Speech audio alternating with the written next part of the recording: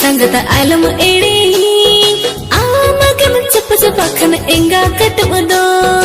आमदो मन बर उडांग इन दो टोर उडांग दोन में मसे संगत मीत टोर उडांग खाली खाली पाछे आमदो एड़ी मेन मदिन के हिजो हिजो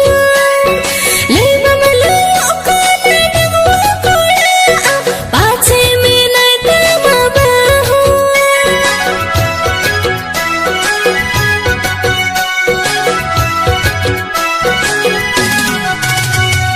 हम हो खली पाचे इंगे मितन kan ताना हो चौकन्याम एकला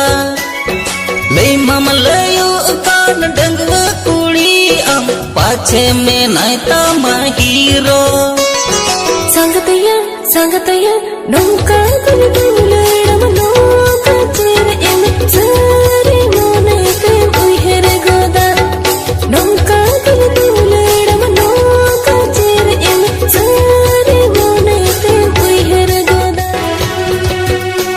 हकु रोटे संगत आलम एड़ी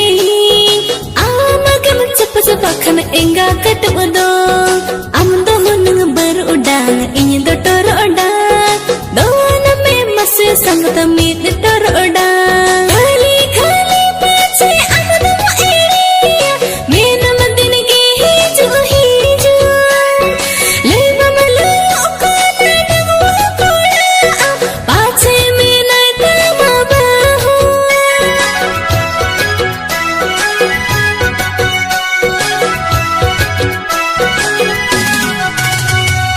हम हो खली पाचे इंगे मितन kan ताना हो चौकन्याम एकला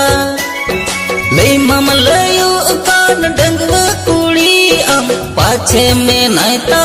हीरो संगतया नौका कुल